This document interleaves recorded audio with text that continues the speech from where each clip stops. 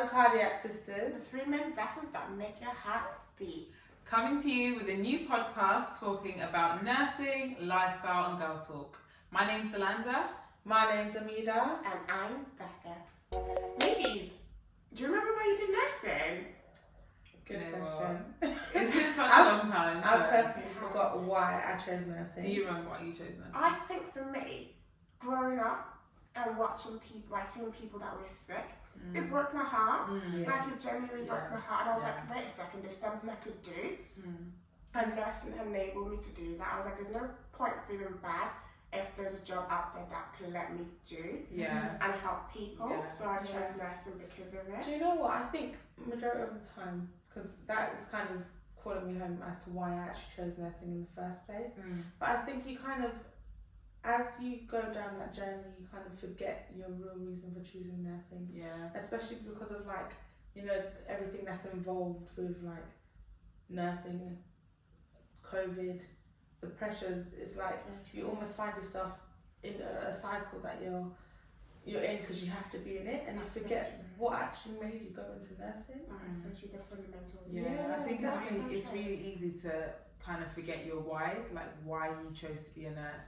I remember there was a big issue when I was like deciding what I wanted to be, because there was the whole, oh yeah, you've got the academic brain to be a doctor, but it wasn't about being a doctor and being a nurse. Yeah, we both work in healthcare, but they are completely different things. And the way I looked at medicine, it was basically diagnostics, and you know, I knew that I wanted to help people. So that was one of my whys. And then I did spend some time living in South America, where I think I told you guys, well, but yeah, so I spoke to you about, you know, living in Bolivia, and we did like a placement where we went to a pediatric oncology ward, and I just remember coming back to England thinking, yeah, it's nursing that I want to do. So I think that was my why, really, to be honest. That's so true. And what unis did you guys go to? So I went to University of Greenwich. My experience was absolutely amazing. Only thing I will say is that at the time when I started nursing, I was literally the youngest person in my whole cohort. When I say, you know, I was so excited to start nursing, but then going into like a uni lecture and literally being the youngest person there, I came home that day and I was like, Mum, there's only aunties in my class, I can't do this. It was so funny.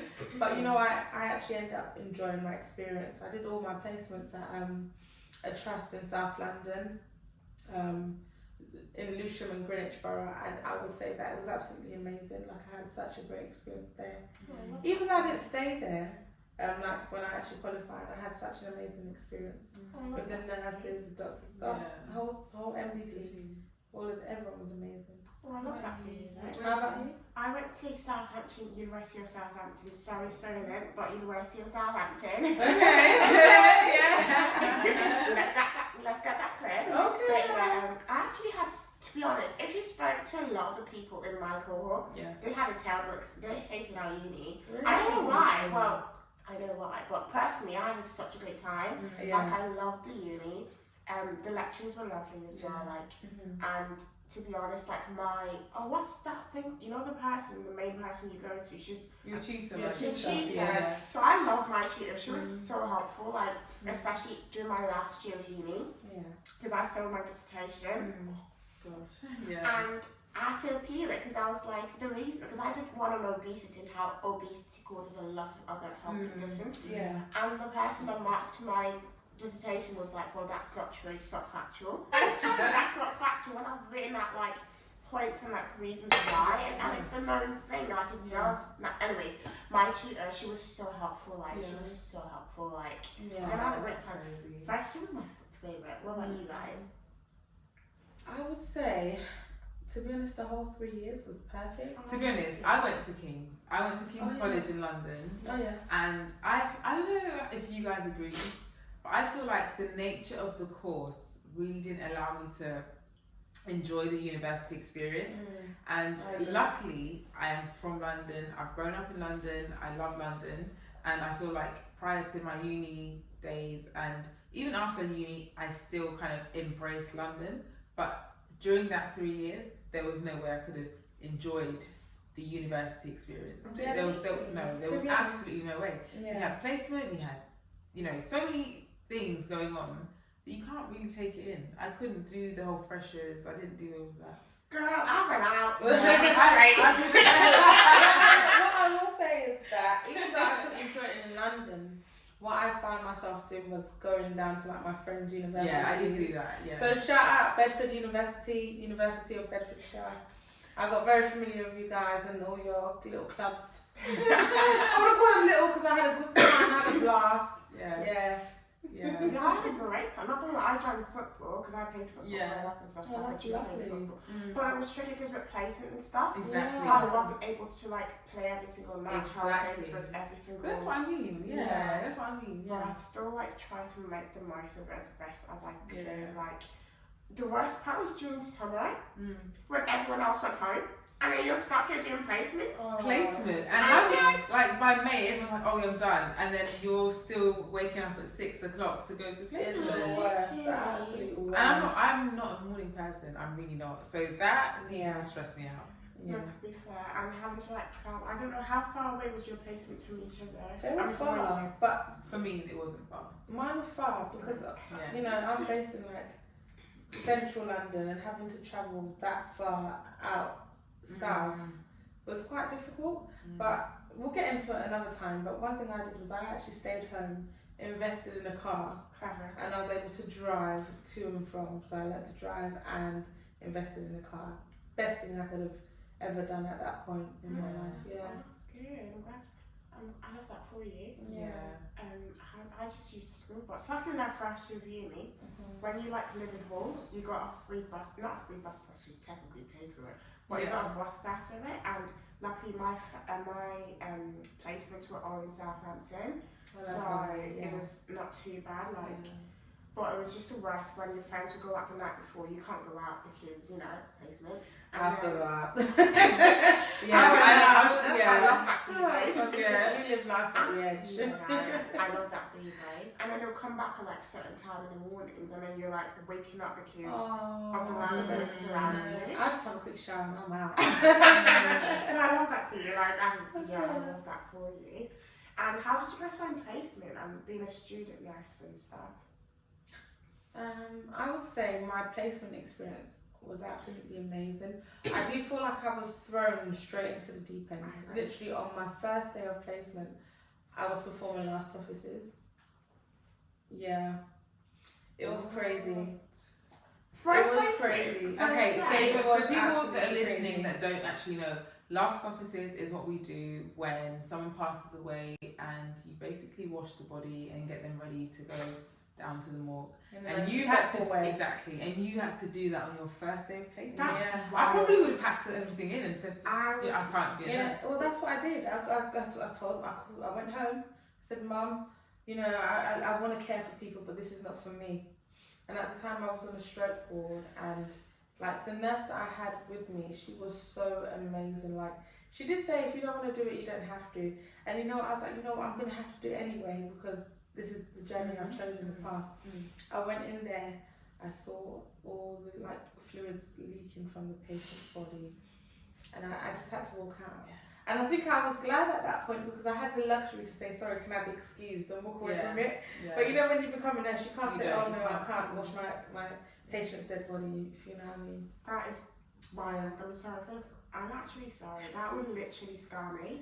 Do you know what? I think it made me a bit stronger, do you know, more resilient, because it's like it allowed me to value life more. And even though I wasn't with that patient long enough to, you know, understand their journey, it's like I got to see them out of life, and just being able to show them that level of care, you know, respectfully. I think it was quite encouraging. It's almost an honour. Yeah, definitely. It was very encouraging, you know. Wow. It was crazy, but like I said, I had an amazing nurse, an amazing mentor with me. No, that's really I think throughout my 3 years, I had the most amazing mentors. Some I'm still quite close with today, actually. Oh wow, that's lovely. But yeah, I think because I was in a central London hospital, literally in central London. I'm not going to say a name, but it was really good, and I didn't actually realise until I like nearly qualified that it was actually more or less an oncology hospital. So, because we dealt with a lot of cancer, and yeah, it was really an emotional roller coaster for me.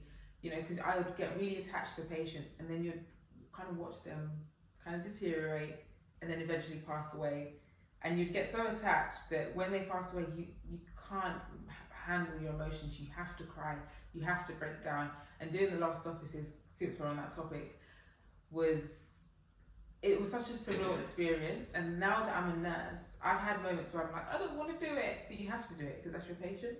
I don't know. Have you experienced like last offices? I think for me, I've only done it once. How did you find it? Yeah, never again.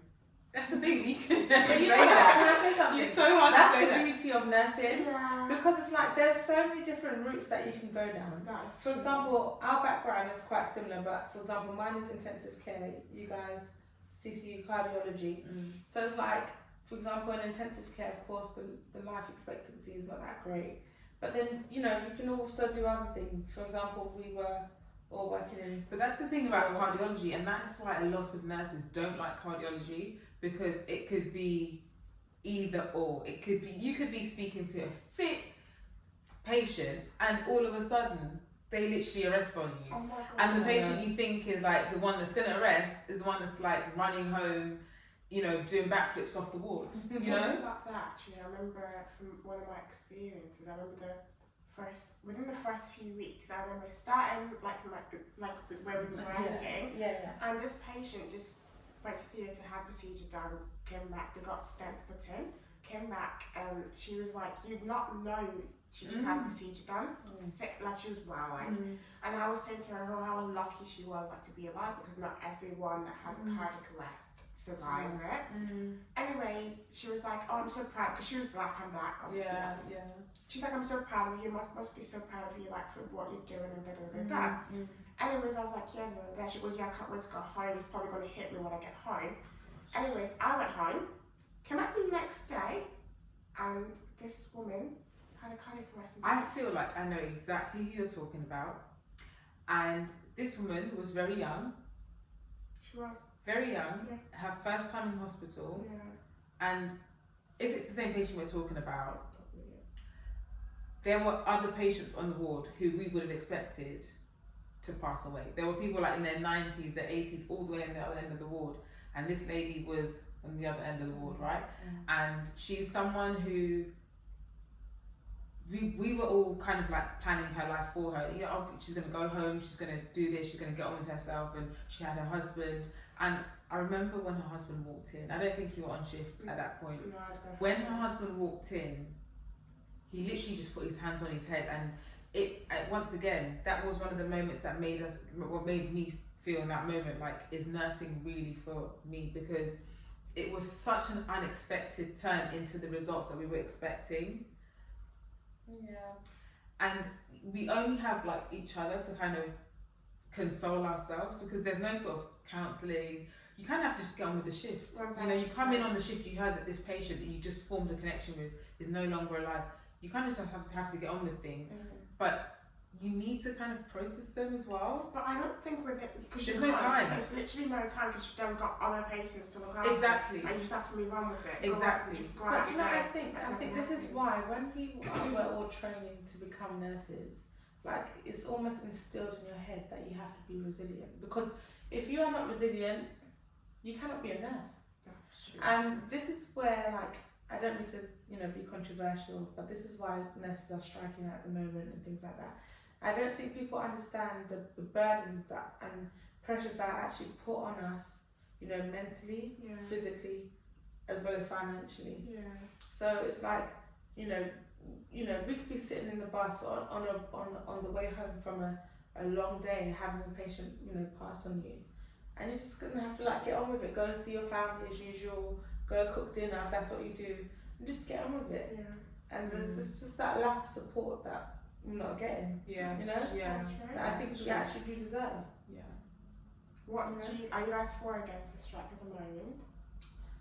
Goodness, I'm totally for. I'm for it. For all the way. I'm totally. I'm sorry. Did you guys see the government took the NMC to court. Is it NMC? LCL? Royal College of RCN. to court, and they won the case. So from because it was meant to be we're meant to have this longest strike, but you could only do. You have to end on the 1st of May basically because it's inhumane or something. I'm sorry, what do you mean? So we're really important. We're really important, but you're not important enough to get paid more. It's just a kick in the teeth. I'm like, someone said to me, I went somewhere randomly and I explained to them that I'd just come from a night shift, and on that night shift, again, I had another patient who had just passed away on me, so I'm like literally exhausted and whatever. And he was like, "Oh, I can't believe they only pay you some like pennies and change to wash a dead body." And I just thought, actually, you're so right. I've come from doing something so traumatic, and in that hours, I'm only considered like my time is only worth some pennies and change. Essentially. And a clap. And a clap. Let's not forget the clap. Don't get me wrong, we did appreciate the clap from the public. But for the people who can actually do something about it, I think that was just a mockery. Absolutely. Considering they also benefited from the system that they were clapping for.